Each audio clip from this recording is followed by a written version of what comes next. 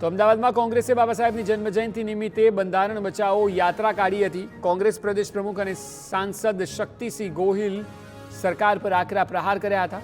કહ્યું, બાબા સાહેબ સાથે કોંગ્રેસે અપમાન કર્યું હોવાનું જુઠ્ઠાણું મોદી ફેલાવે છે। ભાજપ રોજબરોજ બંધારણને તોડવાનું કામ કરે છે।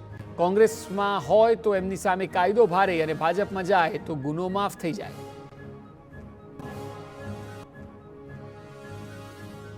અમદાવાદમાં મધરાતે બાબા સાહેબ આંબેડકરની 134મી જન્મજયંતિની ઉજવણી થઈ હતી। જીવરાજ પાર્ક ખાતે 134 કિલોની કેક કાપવામાં આવી। ભૂલકાઓના હાથે કેક કાપીને ભવ્ય ઉજવણી કરવામાં આવી। ભીમસેના અમદાવાદ દ્વારા આ પ્રસંગે સભા અને મ્યુઝિકલ પ્રોગ્રામ પણ યોજાયો હતો। રાત્રે યોજાયેલા કાર્યક્રમમાં મોટી સંખ્યામાં દલિત સમાજના લોકો ઉપસ્થિત રહ્યા હતા।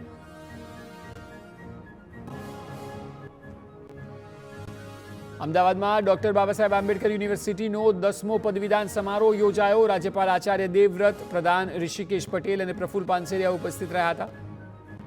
18,108 વિદ્યાર્થીઓને પદવી એનાયત કરવામાં આવી। 39 વિદ્યાર્થીઓને ગોલ્ડ મેડલ અને 40 વિદ્યાર્થીઓને સિલ્વર મેડલ એનાયત કરાયા।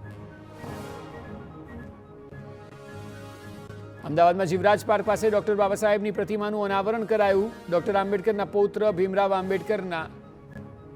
આંબેડકરના પૌત્રના હસ્તે 13 ફૂટ ઊંચી પ્રતિમાનું અનાવરણ કરવામાં આવ્યું। પ્રતિમા અનાવરણ બાદ ભવ્ય બાઇક રેલી યોજાઈ, જેમાં મોટી સંખ્યામાં SC/ST સમાજના લોકો ઉપસ્થિત રહ્યા હતા। અમદાવાદના સેટેલાઇટ વિસ્તારની આનંદ નિકેતન શાળાને મળી શિક્ષણ અધિકારીની નોટિસ। આંબેડકર જયંતિની જાહેર રજાના દિવસે પણ શિક્ષણ કાર્ય ચાલુ રાખતા કાર્યવાહી કરવામાં આવી છે। જિલ્લા શિક્ષણ અધિકારીએ માંગ્યો છે જવાબ અને શાળાના CCTV ફૂટેજ સાથે આચાર્યને હાજર રહેવા સૂચના કરાઈ છે। વડોદરામાં 23 કરોડ રૂપિયાના ખર્ચે બનેલા આંબેડકર સ્મૃતિ ભવનની દુર્દશા જુઓ। સ્મૃતિ ભવન બન્યાના 3 વર્ષ વીત્યા છતાં હજી સુધી પ્રતિમાની સ્થાપના પણ નથી કરાઈ। સ્મારક ભવનમાં જાળવણીનો પણ અભાવ છે। લોકાર્પણ પહેલા જ ભવનની હાલત ખસ્તા બની ગઈ હોય તેવી સ્થિતિ સર્જાઈ।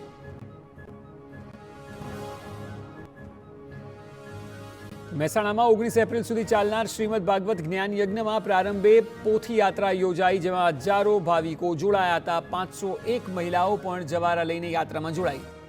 માઉમિયાના વિશ્વના સૌથી ઊંચા મંદિરના નિર્માણમાં લોકો જોડાઈ શકે તે માટે વિશ્વ ઉમિયાધામ ચલાવી રહ્યા છે હું પણ પાયાનો પિલ્લર, હું પણ ભૂમિદાતા અભિયાન।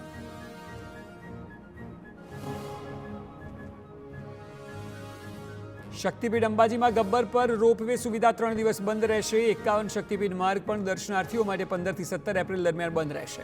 આ દરમિયાન ગબ્બર પરથી મધપુરા દૂર કરાશે। યાત્રાળુની સલામતીને ધ્યાનમાં રાખીને નિર્ણય લેવાયો છે। નર્મદા જિલ્લાની મુલાકાતે આવેલા વિદેશ મંત્રી ડોક્ટર S જયશંકરે દત્તક લીધેલા વ્યાધાર, આમદલા સહિત 4 ગામોમાં સરકારે કરેલા કાર્યોની સમીક્ષા કરી। ખાસ કરીને આરોગ્ય અને શિક્ષણ બાબતે તેમણે વિશેષ ધ્યાન કેન્દ્રિત કર્યું। તિલકવાડા તાલુકાના વ્યાધર ગામે હેલ્થ એન્ડ વેલનેસ સેન્ટરનું નિરીક્ષણ કર્યું હતું। લોકોને મળી રહેલી સુવિધાઓ અંગે પણ માહિતી મેળવી હતી।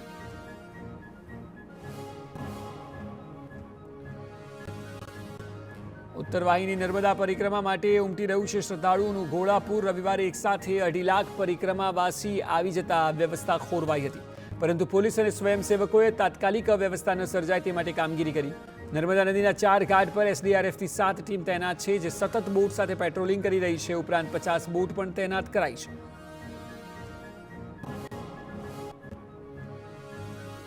વડોદરા જિલ્લા પંચાયતની કારોબારી સમિતિના અધ્યક્ષ વિવાદમાં સપડાયા। નિલેશ પુરાણીએ વાઘોડિયાના બજારમાં ભાડાપટ્ટાની કોમર્શિયલ બિલ્ડિંગ બાંધી દીધી। ભાડાપટ્ટાની જમીનની વેચાણની નોંધ પ્રોપર્ટી કાર્ડમાં નામંજૂર થઈ હોવા છતાં ઊભી કરી ઇમારત।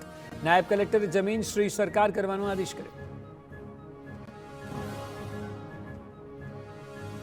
ગાંધીનગરમાં સ્ટેટ મોનિટરિંગની સેલની ટીમને કોલસા ચોરીના કેસમાં સફળતા મળી। કોલસા ચોરીના મુખ્ય આરોપીને SMCએ ઝડપી પાડ્યો। વોન્ટેડ આરોપી ભગીરથ ચંદુલાલ હુંબલ યુગાન્ડા ફરાર થઈ ગયો હતો।